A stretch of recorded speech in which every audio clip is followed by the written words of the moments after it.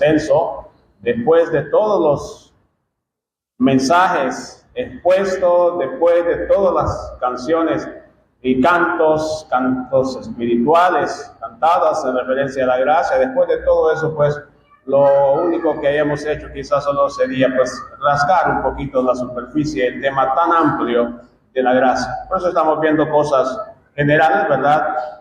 Nos hemos detenido, puesto que comenzamos a ver ahí en Efesios en cuanto a las abundantes riquezas de la gracia, y hemos estado viendo en cuanto a la gracia algunas cosas importantes, básicas, que todos debemos nosotros pues manejar, y nos quedamos considerando, hermanos, en elementos de la gracia. La última participación que tuvimos, elementos de la gracia, y decíamos que elementos o componentes de la gracia son aquellos atributos de Dios que Él ha compartido con nosotros y ha sido su manera de obrar y de actuar para con nosotros.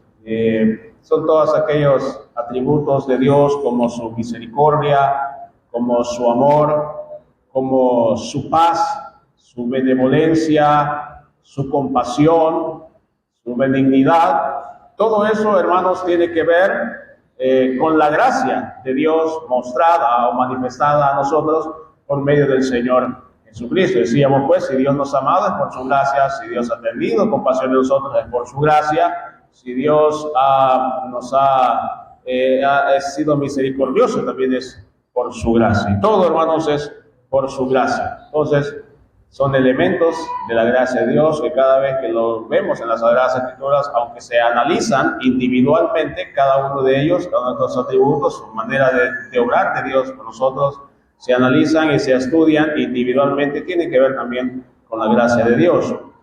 Y el verso que acabamos de leer, los versos que acabamos de leer, los enfocamos más que todo, hermanos, en el verso 7 al final, donde consideramos pues al apóstol Pablo, la salutación del apóstol Pablo a los romanos: gracia y paz a vosotros de Dios nuestro Padre y del Señor Jesucristo. Si hay alguien que nos habla y que nos puede hablar a nosotros de la gracia, hermanos, es el apóstol Pablo, porque él mismo había experimentado el poder de la gracia en su vida, y vemos cómo él habla de la gracia con tal entusiasmo, con tal fervor, que la gracia viene a ser parte del vocabulario, viene a ser parte de la convicción, y viene a ser parte de la estructura, por decirlo así, de la vida espiritual del apóstol Pablo, y viene a ser parte incluso de su lenguaje.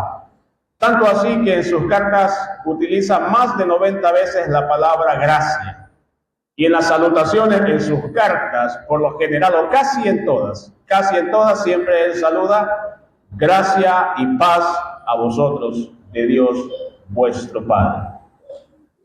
Y finaliza también, no solamente inicia sus cartas con esta salutación, sino que también las finaliza: la gracia de nuestro Señor Jesucristo sea con todos vosotros. Si usted registra, hermano, las cartas del apóstol Pablo, siempre está esta expresión: gracia y paz a vosotros. Lo vimos aquí en Romanos, pero si nos vamos a 1 Corintios, si usted revisa cada una de sus cartas, por ejemplo, 1 Corintios capítulo 1, versículo 1 y 3 dice: Pablo, llamado a ser apóstol de Jesucristo por la voluntad de Dios, y el hermano Sóstenes, a la iglesia de Dios que está en Corinto, a los santificados en Cristo Jesús, llamados a ser santos, con todos los que en cualquier lugar invocan el nombre de nuestro Señor Jesucristo, Señor de ellos y nuestro, gracia y paz a vosotros de Dios nuestro Padre y del Señor Jesucristo. Y finaliza la carta de 1 Corintios, ahí en el capítulo, en 1 Corintios, capítulo 16, versículo 21 dice: yo, Pablo, os escribo esta salutación de mi propia mano. El que no amare al Señor Jesucristo sea anatema. El Señor viene. La gracia del Señor Jesucristo esté con vosotros. Y si pasa a 2 Corintios otra vez, capítulo 1, versículo 2: gracia y paz a vosotros de Dios nuestro Padre y del Señor Jesucristo. Y se va al final de la carta de 2 Corintios. También usted ve que finaliza de la misma manera, capítulo 13, versículo 14. La gracia del Señor Jesucristo, el amor de Dios y la comunión del Espíritu Santo sea con todos vosotros. Amén. Entra a Gálatas y es igual, capítulo 1, verso 3. Gracia y paz sean a vosotros, de Dios Padre y de nuestro Señor Jesucristo. Al final de Gálatas también, usted lo puede leer, capítulo 6, verso 18. Hermanos, la gracia de nuestro Señor Jesucristo sea con vuestro espíritu. Amén. Esa es la constante, ese es el denominador común en los escritos del apóstol Pablo. La gracia de nuestro Señor Jesucristo, gracia y paz a vosotros, de Dios nuestro Padre, Señor Jesucristo, y la gracia de nuestro Señor Jesucristo sea con todos vosotros. Amén. Vemos aquí, hermanos, si pudiéramos dividir en dos partes. Digamos que la gracia es el medio, ¿verdad? Y tiene que ver con todo aquello que hemos visto, los elementos de la gracia, tiene que ver con la compasión, tiene que ver con el amor, tiene que ver con la misericordia. Y la paz, podríamos decir que es el resultado. La gracia es el medio y la paz es el resultado. ¿Por qué? Porque podríamos también los efectos de la gracia resumidos también en esa palabra, paz. Ya los efectos de la gracia que tiene que ver con perdón, tiene que ver con salvación, tiene que ver con reconciliación, tiene que ver con justificación, tiene que ver con redención. Todas esas cosas que abarca son como efectos de la gracia, los pudiéramos todos compilar en una sola palabra, que es paz. Porque todo eso, todo lo que hemos visto, eso que hemos mencionado como efectos de la gracia, eso es lo que produce, ¿verdad? Produce paz. Produce paz a la vida del creyente y produce paz a la vida de la persona que decide entregar su vida al Señor Jesucristo como su único y suficiente Salvador. Y hermanos, y es que pienso yo que esa era la idea, esa era la intención, ese era el propósito del apóstol Pablo. Y por eso está constantemente recordando a los hermanos acerca de la gracia, está recordando a los hermanos acerca de la paz, porque quizá su anhelo, su deseo era que la gracia y la paz quedaran inmersos en la vida de los creyentes, que los creyentes fuesen totalmente conscientes realmente del poder y del efecto de la gracia en su vida. Que la gracia en su vida no fuera solamente un concepto nada más. Que la gracia en su vida no fuese solamente un conocimiento así vago o ligero, sino que quizá la intención era que la gracia y la paz gobernasen su vida, dirigiesen su vida y que motivasen su vida. Y es más, a que se aferrasen a la gracia de Dios y a la paz que hemos obtenido por medio de él. Por eso vemos ahí gracia y paz a vosotros de Dios nuestro Padre. Entonces está relacionada, está asociada la paz con la gracia. Y nos habla a nosotros, pues la paz es el resultado. Nosotros hemos obtenido paz con Dios por su gracia. Porque en su gracia Dios envió al Señor Jesucristo para que viniese a reconciliarnos con Dios. ¿Recuerda cuál era nuestro estado antes de conocer a Cristo? Pues estábamos enemistados con Dios. Sí, desde Isaías lo venía diciendo, pero vuestras iniquidades han hecho división entre vosotros y vuestro Dios. De manera que estábamos alejados, éramos enemigos de Dios y necesitábamos la reconciliación que fue posible gracias a la obra que Cristo Jesús realizó ahí en la cruz en el Calvario. Ahora, pues, reconciliados con Dios, tenemos paz para con Dios. Tenemos paz, ¿verdad? La paz para con Dios, porque ya nuestro pecado, lo cual era lo que nos enemistaba, ha sido quitado. Tenemos paz para con Dios. Pero una cosa es la paz con Dios y otra es la paz en Dios. Son dos términos distintos, que aunque suenan igual, son diferentes. Y también la paz en Dios es como resultado también de la gracia. No solamente la paz con Dios, es decir, ya estamos reconciliados con Dios, ya estamos en armonía con Dios porque nuestro pecado fue quitado. Pero la paz en Dios también nos habla del reposo y del descanso que nosotros los creyentes tenemos o debemos tener al saber de que el Señor Dios está con nosotros en medio de cualquier circunstancia, en medio de cualquier situación, en medio de cualquier adversidad. El creyente tiene paz. Tiene paz, sí, porque su confianza está puesta en Dios. Y es de esa paz de la cual el Señor Jesucristo habló a sus discípulos. ¿Recuerdas allá en San Juan, capítulo 14? La paz os dejo, mi paz os doy. Yo no os la doy como el mundo la da. Y todos esos capítulos ahí en San Juan, hermanos, el Señor Jesús hablando a sus discípulos, Él está preparando y todas las palabras que Él les hablaba desde el capítulo 14, todo ese capítulo 14 hasta el capítulo 17, capítulo 14, capítulo 15, capítulo 16, el Señor Jesús está hablando a sus discípulos y el propósito por el cual les habló estas palabras lo dice al final, ¿verdad? En el capítulo 16, verso 33. Estas cosas os he hablado para que en mí tengáis paz. En el mundo tendréis aflicción, pero confiad, yo he vencido al mundo. Estas cosas, ¿qué cosas?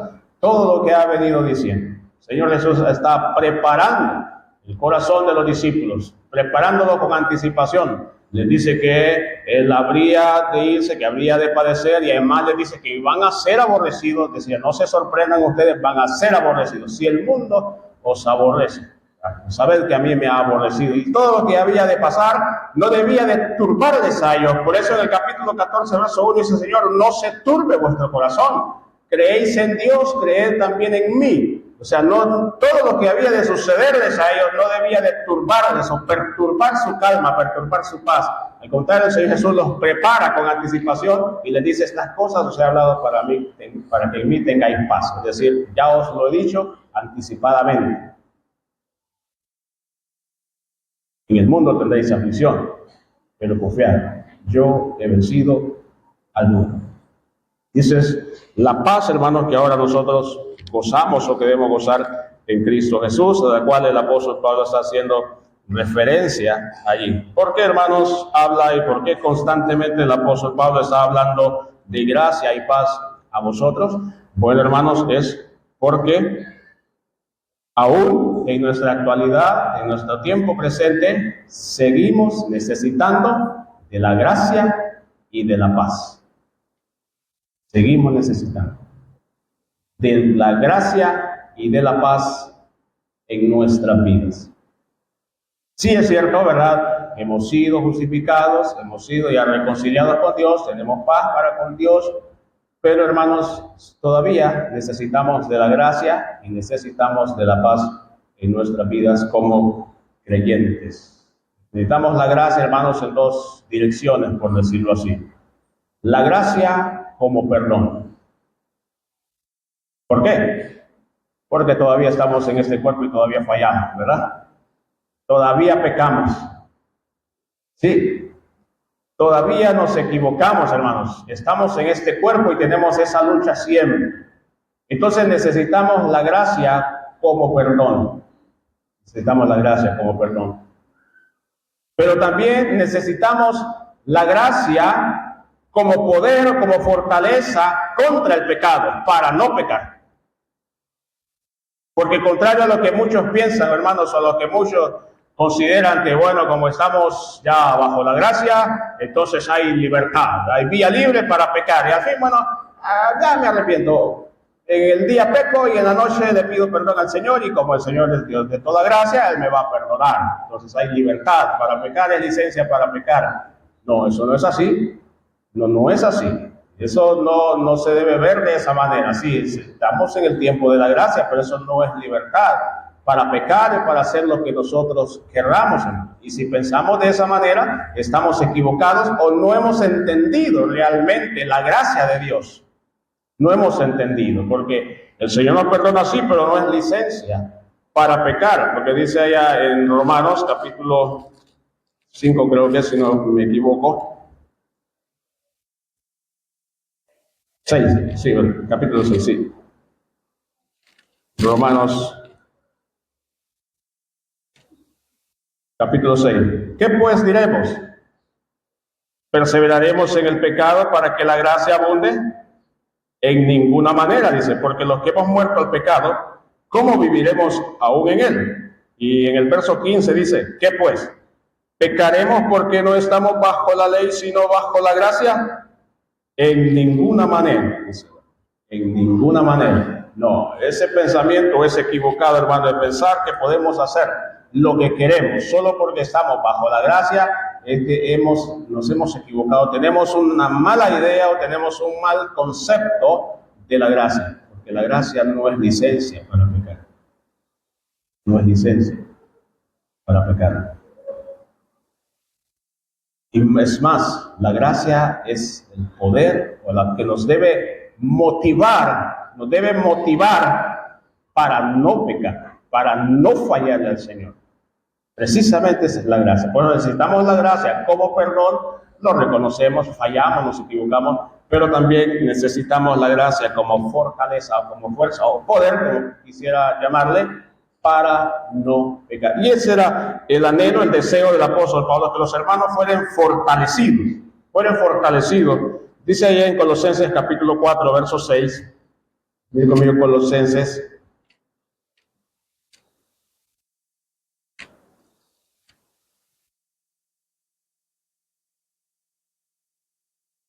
No, Colosenses 3, creo, 16.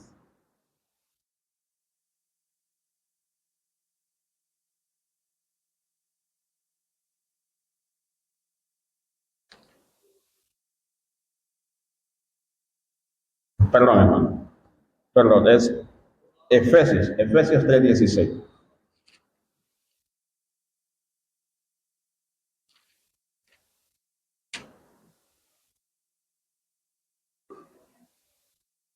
Para que os dé conforme a las riquezas de su gloria el ser fortalecidos con poder en el hombre interior por su espíritu. Y sí, Colosenses 1:11, que lo mencionaba hermano Fabián. Colosenses capítulo 1, versículo 11.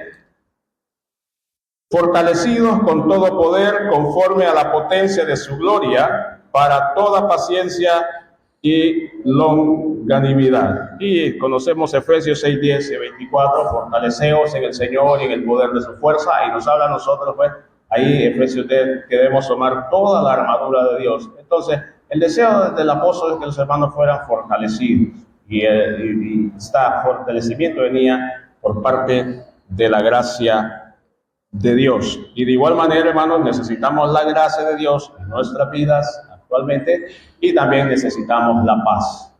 Necesitamos la paz siempre. Por eso, gracia y paz a vosotros. Gracia y paz a vosotros. Esa paz que sobrepasa todo entendimiento. La paz de Dios. La paz de Dios que sobrepasa todo entendimiento, guardará vuestros corazones y vuestros pensamientos en Cristo Jesús. ¿Por qué necesitamos la paz? Bueno, porque siempre hay dificultades, ¿verdad?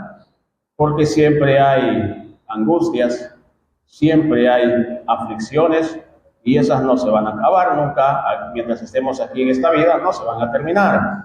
Eso se va a terminar hasta que estemos en la presencia del Señor. Ahí sí podemos decir que ya estaremos libres ya de todo aquello que nos acongoja, pero mientras estemos aquí en este mundo, hermanos, en esta vida, tengamos presente eso, vamos a padecer de una o de otra manera. De una o de otra manera. No crea usted la propaganda del mundo, la propaganda de Hollywood, de personas que viven libres de problemas y que todo es alegría y que todo es felicidad y que todo es bonanza. No, eso es mentira. Eso es una falacia, eso es un engaño. mientras estemos aquí en este mundo, de una u otra manera vamos a padecer y necesitamos la paz siempre. Por eso, gracia y paz a vosotros. Y cuando esos momentos llegan, cuando esos tiempos llegan, hermano, esa paz a la que nosotros tenemos que aferrarnos para que el Señor nos dé la fuerza y fortaleza para continuar adelante. Entonces, gracia y paz a vosotros, asociando también la gracia con la paz. Muy bien, avancemos, hermanos. Quisiéramos que veamos ahora efectos de la gracia.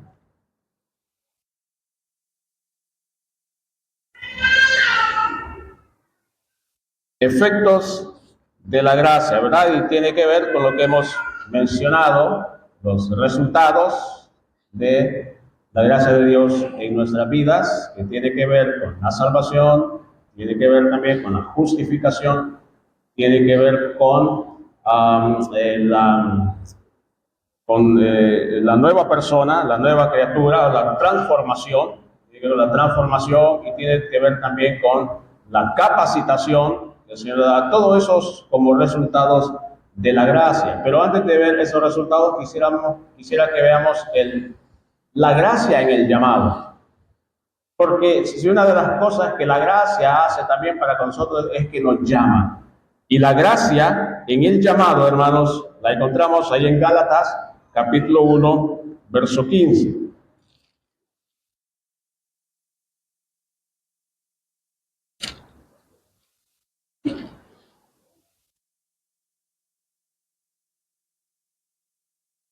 La gracia en el llamado, la gracia nos llama. Dice Gálatas capítulo 1, verso 15. Pero cuando agradó a Dios, que me apartó desde el vientre de mi madre y me llamó por su gracia, revelar a su Hijo en mí para que yo le predicase entre los gentiles, no consulté enseguida con carne y sangre. Decíamos, hermanos, que la gracia de Dios, por eso el apóstol Pablo hablaba con tanto entusiasmo acerca de la gracia, y él, pues, prácticamente la gracia debe abarcar toda el área de la vida del creyente, tanto que nos dice que nuestro hablar debe ser con gracia, nuestro cantar debe ser también con gracia, incluso el servicio a Dios es una gracia. Y ahora está diciendo aquí que el llamado de Dios para su vida, también el llamado de Dios y la escogencia de Dios para su vida, él lo considera aquí como un acto de gracia.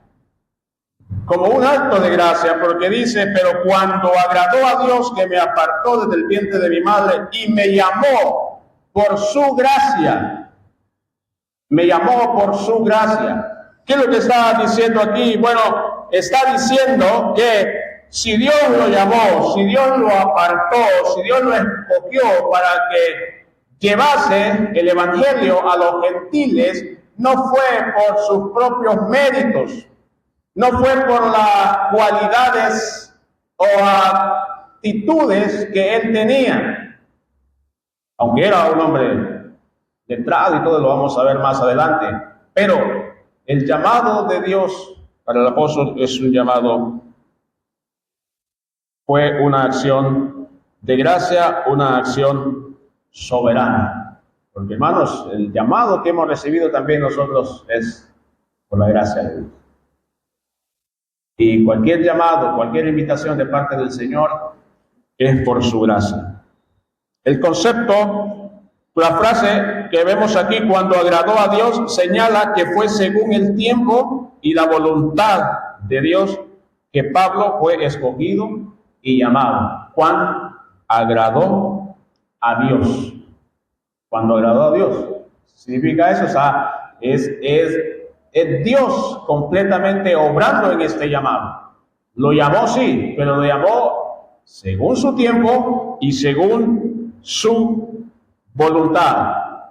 Y fue apartado, dice ahí, que Dios lo apartó. Y eso, hermanos, tiene que ver, que implica que Dios tenía un propósito para él, incluso antes de su nacimiento, ¿verdad? subraya la idea de que la gracia divina no es un mero accidente, sino un plan deliberado y eterno. Me apartó, dice el apóstol Pablo.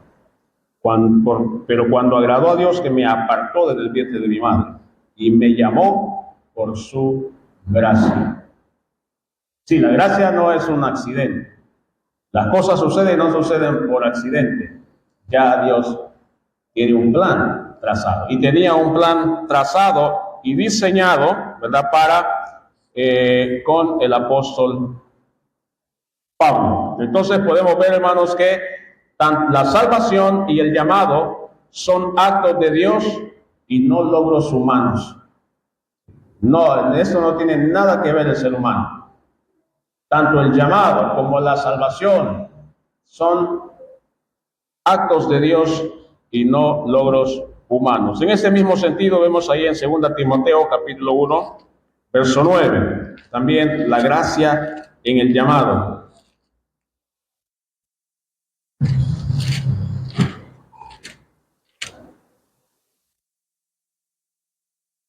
Segunda Timoteo capítulo 1, verso 9,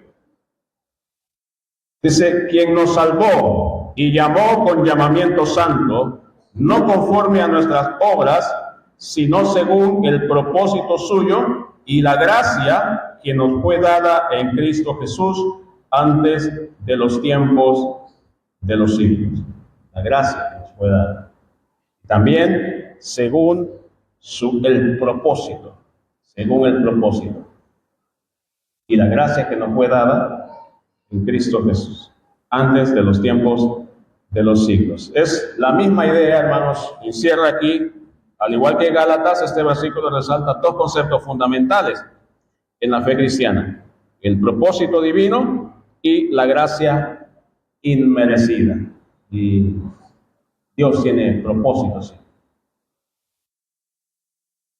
Dios tiene un propósito para usted, Dios tiene propósito para mí. Para eso Él nos ha llamado, y nos ha llamado por su gracia, y nos ha llamado, dice, con llamamiento santo. Con llamamiento santo, hermano. Ese llamamiento de la gracia es llamamiento santo porque no es conforme a nuestras obras, según lo dice ahí. No conforme a nuestras obras. Por eso es un llamamiento santo. Porque es un llamado que no se basa en nuestras obras. ¿Y por qué no se basa en nuestras obras? Bueno, porque son inmundicia, según es Isaías, capítulo 64, verso 6.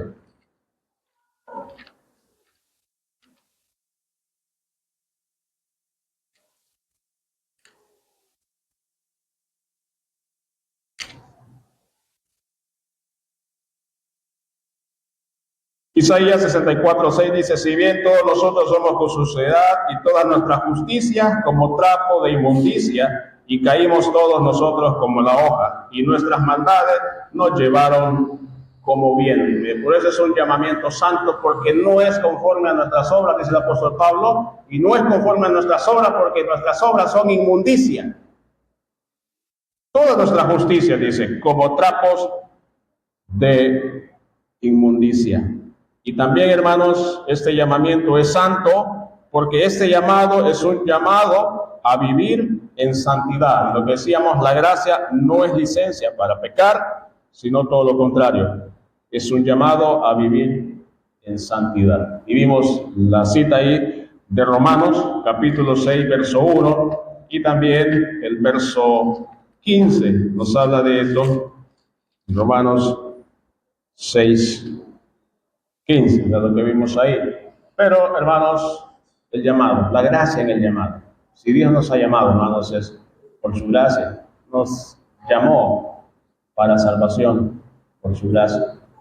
Y lo ha llamado a usted para algún servicio dentro de su obra. Me ha llamado a mí para algún servicio dentro de su obra. Y este llamado es por su gracia. Ahora, hermanos, la importancia del llamado. El llamado de Dios por su gracia, hermanos, es tan poderoso y eficaz que genera una respuesta voluntaria.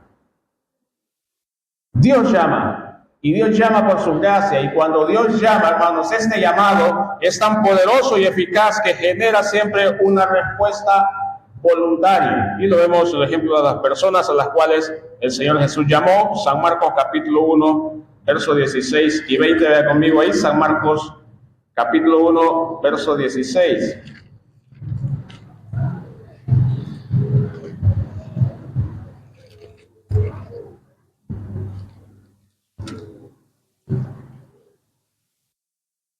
Al 20 dice: andando junto al mar de Galilea, vio a Simón y a Andrés su hermano que echaban la red en el mar porque eran pescadores. Y les dijo Jesús: venid en pos de mí y haré que seáis pescadores de hombres. Y dejando luego sus redes, le siguieron. Pasando de allí un poco más adelante, vio a Jacobo, hijo de Zebedeo, y a Juan su hermano, también ellos en la barca que remendaban las redes, y luego los llamó, y dejando a su padre Zebedeo en la barca con los jornaleros, le siguieron.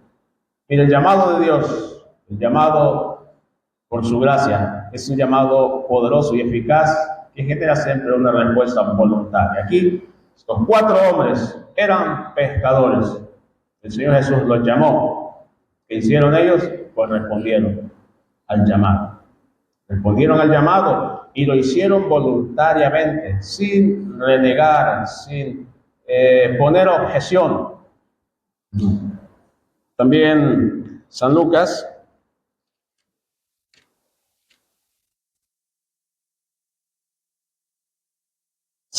capítulo 5, versos 27 y 28, vemos aquí el llamado a Leví.